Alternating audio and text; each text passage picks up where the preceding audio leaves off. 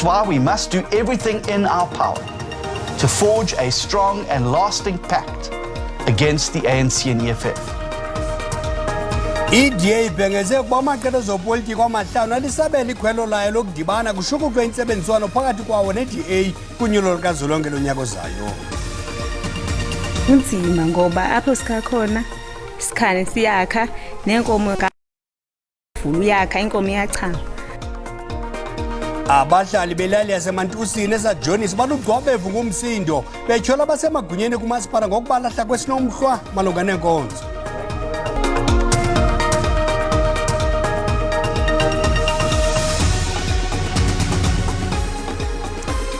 Abesixesha kuze nexesha likuxabise njengesiqhelo ngelixesha kula majelo SABC 1 neGTT zindaba uxolo malibe nani. iDA ibhengeze ukuba amaqela zopolitiko amahlanu alisabela ikhwelo layo lokudibana kushukutwe intsebenziswano phakathi kwazo neDA kunyulo lukazwelonke lonyaka ozayo. Inkokheli yeDA uMnumzana John Steenhuisen ithi iDA, IFP, Action SA, NFP, United Independent Movement neFF Plus zizakubamba inkonzo yesiqingatha sonyaka kwilinge lokushukutha indlela anokusebenzisana ngayo la maqela. Umnumzana Steenhuisen uthi eli lilinge lokuthintela ukuphumelela korhulumente ubambiswano weANC neEFF kunyulo lukazwelonke.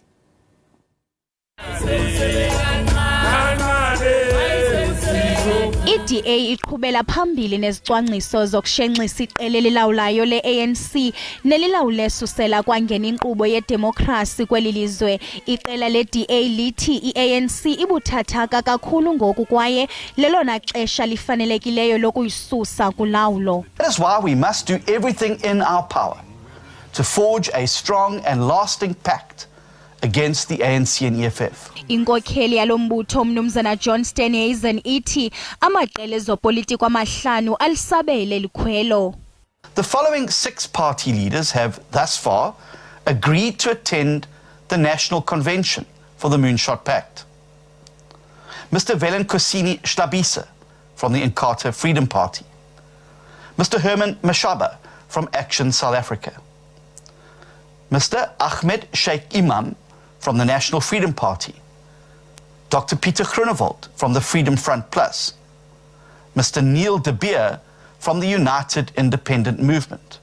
And of course, myself representing the Democratic Alliance. iDA ithamaqela ezopolitiko amathathu alile ukusebenzisana nayo kunyulo lukazwelonke oluzakubanjwa kulo nyaka uzayo ngelixa amanye esasinika ingqwalasele sisiphakamiso.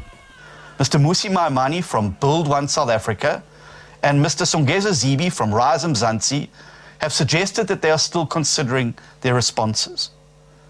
Leaders from the African Independent Congress, African Transformation Movement, Abantu Batho Congress, Pan-African Congress, and Minority Front are yet to respond. And I want to make it clear that this door remains wide open. uSteenhuisen uthi xa kunokuphatha iANC neEFF ngobambiswano elilizwe lingaya kwantshabalalo. Le nkokheli yeDA ithi iqela lakhe lizimisela ukusebenzisana nawo nawuphina umbutho kuquka naleyo ingenasihlalo eParlamente kodwa ithi ayinakusebenzisana namaqela yamene neANC neEFF.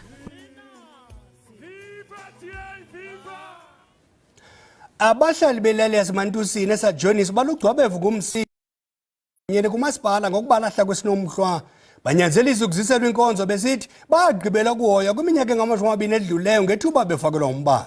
Abahlali bathi bazibonela ngawabo inkonzo zikarhulumente zisiba ilali yabo zisiwa kwiilali ezingqongileyo.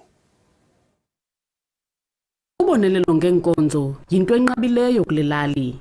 Nditsho nasekufakelweni kombane kwashiyeka imize ngaphezu kwama-20 kusithiwa iveli emephini.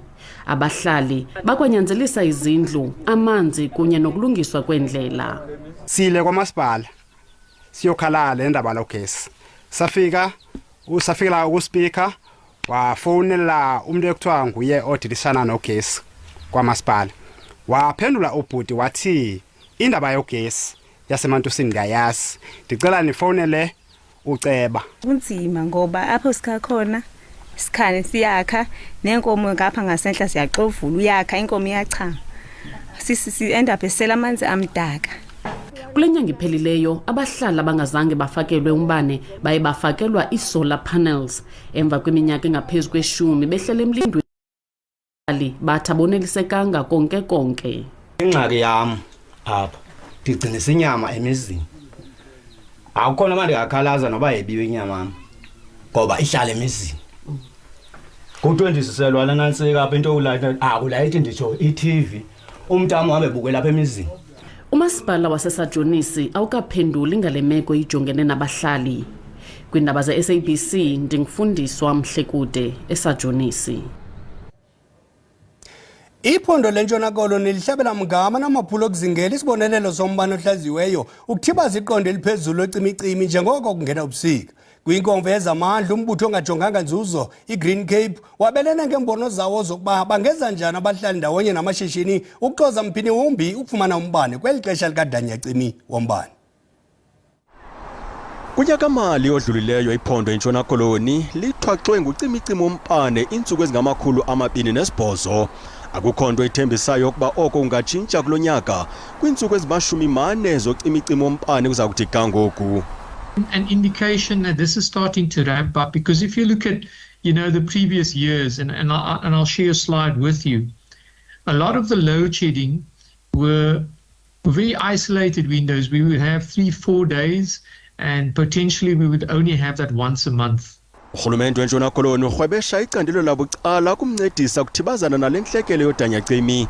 Ujolise kumandla ahlaziyiweyo adedise nemiqobo ukuncedisana namashishini afana neGreen Cape akwazi ukufaka isandla. The Western Cape is by far leading in terms of an enabling environment for energy solutions. Back into level 6. And that's how precarious this system is, and that's why, as a province, we are focusing on energy, making sure this is beyond our mandate. Uzakuthi kangoku uMzantsi Afrika sele uthwembende ngucimicimi iintsuku ezimashumi-9 kwizigaba esesine nesesithandathu zodanyacimi. Abahlali baseNanda eThekwini babongoza urhulumente axhaphazabisa inkqubo yokubakhela kwakhona iblorho yakhukuliseka kwiimpuphuma zango-April nyake. Le blorho idibanisa intuzuma neelokishi zaseNanda. Umasipala waseThekwini uthi sele hambe indimende ukulungisa iziseko zophuhliso zonakaliswa zezo zikhukhula. Sekuphela unyaka kudlule izikhukhula ezahlasela iKwaZulu-Natal futhi okwenzeka kusekusha emqondweni abahlukumezeka. Izakhamizi zaseNanda zithi zisadonsa kanzima ekutholeni izinsiza kusebenza. Uyaphela u2 weeks amanzi empompini angaphumi size sisizwe iyona eVatican uma ifika. Ngesonto elidlule kushona wesifazane ngesikhathi imoto ebehamba ngayo iphaphalaza iphuma emgaqweni eNanda yawela emgodini omkhulu odalwe yiblorho elaguguleka ngesikhathi sezikhukhula. Amalungu omphakathi athi lo mgodi usuphenduke indawo yokucasha izigebengu. Kumanje amabhasi kamasipala akakwazi ukuza ngalana. Siyaphoqeleka ukuwela leli bridge siye ngaphesheya siyogibela amabhasi kamasipala. Kunezalukazi namakhehla abangasakwazi ukuhamba. Izikhulu zakamasipala zihlole inqubekela phambili ngomsebenzi wokulungisa izindawo eziningi ezakhahlamezeka edolobheni namaphethelo. Bengifisa ke ukuthi egameni lomkhandlu sicacise kubantu bakithi ukuthi akaze kwaba iqiniso ukuthi khona ibhiliyoni elafika immediately kade kube nezikhukhula. Imali besinayo ibingenele yokulungisa zonke izinto ezonakele. Iziphathimandla zithi zinethemba nebekwe ezikhungweni zesikhashana izothola izindlu ekupheleni kuka-2024. Ngingononhlakanipho Magwaza ezindabeni ze-SABC eThekwini. Kwalapha izindabeni umhlali waseMbombela ulithabathele kuye uxanduva lokuxoxa lesixeko njengokuba umasipala esilela. Kodwa masithuma umntwana evenkileni kuqala.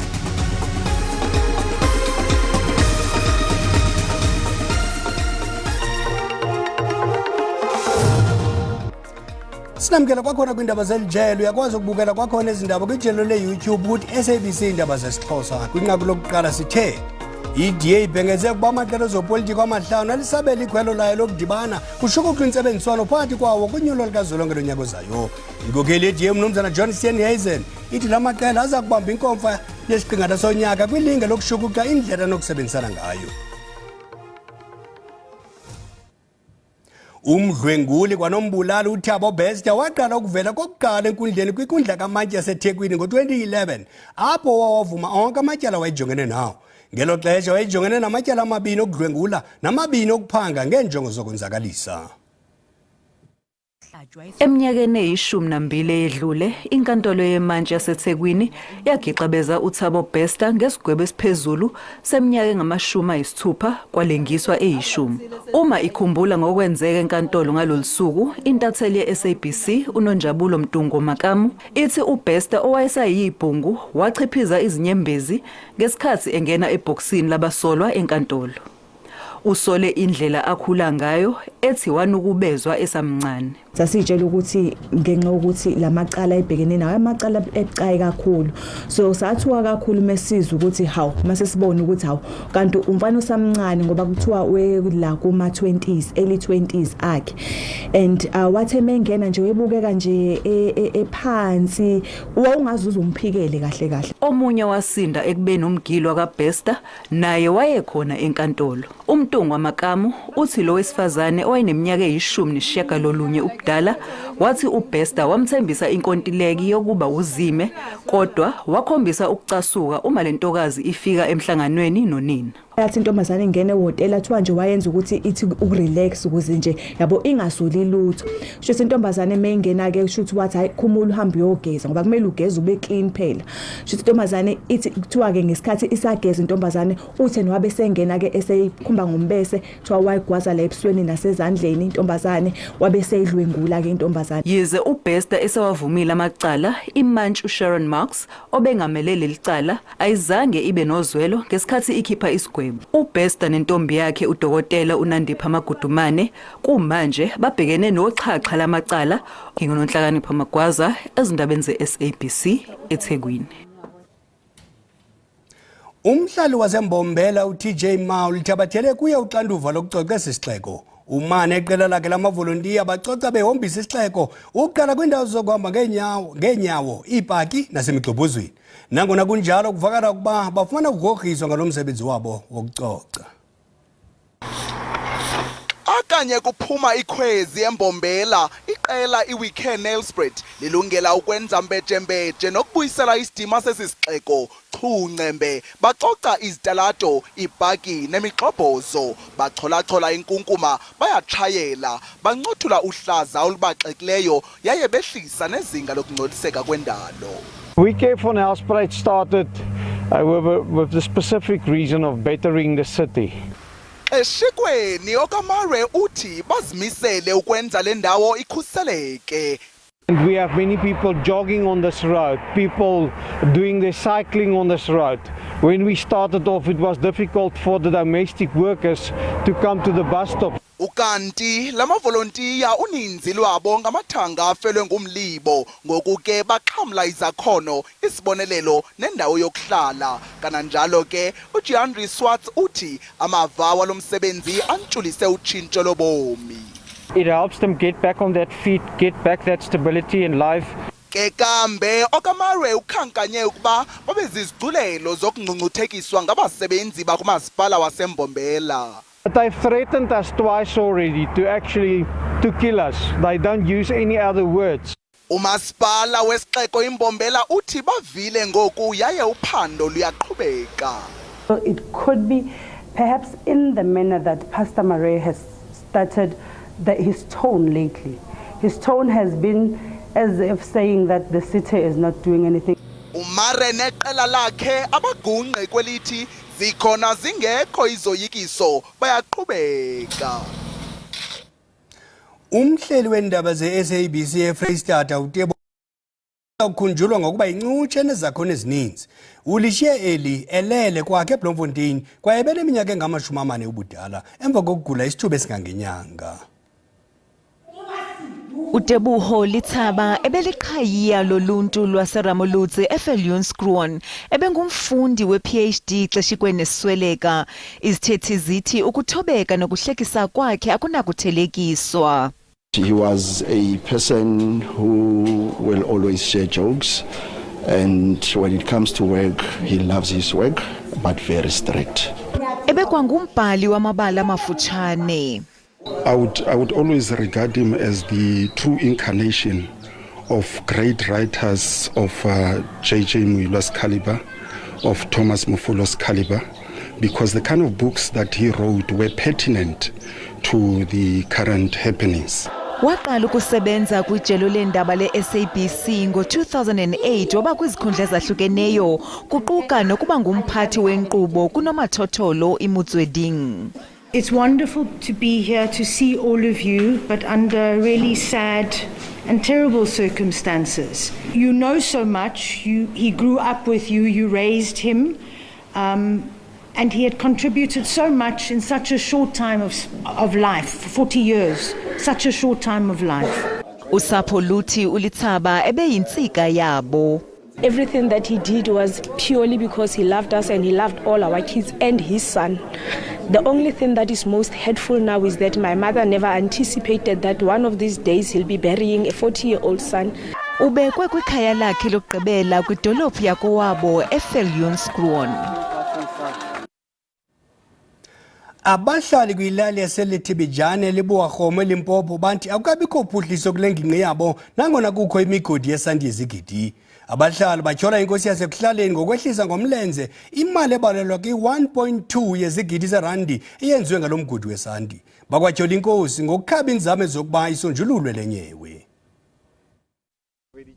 Uninzi lolutsha kule ngingqi belunethemba lokuxhamla kulo mgodi wesanti osebenza apha, kodwa bathi amathemba wabo afena mthanyane. Bamangalela abantu abambalwa ngokwenza izabo izisu bomvu bequka ikumkani yasekuhlaleni uRahodi Matlala.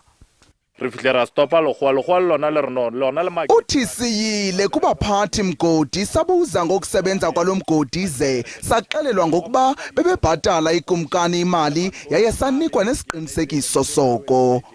Abanye abahlali bathi imigudu yabo yokunqumamisa intsebenzo kule migodi ingquzulene nezigrogriso ezingqingqwa. Narile ra emela re le baswa. Uthi eliphulo alibancedi nganto belulutsha nkqu nabahlali ngokubanzi akukho phuhliso lwenzekayo. Umcebisi wezomthetho kaMatlala uAbraham Magolo uzibhebhethile izityholo zorhwaphilizo. Uxelinisile ukuba ikumkani ifumene imbeko yesipho semali. Imigodi yesanti ithande ukuxhaphaka mbombozone zephondo iLimpopo, kodwa ngileyo zixwayisile ngemingeni yeentlobo ngeentlobo zezinto eziphilayo nenkqubo yendalo. If we are collapsing the riverbank, they serve as a habitat for a lot of biodiversity and organisms. So if we are going to collapse that, that means we are also experiencing loss in biodiversity.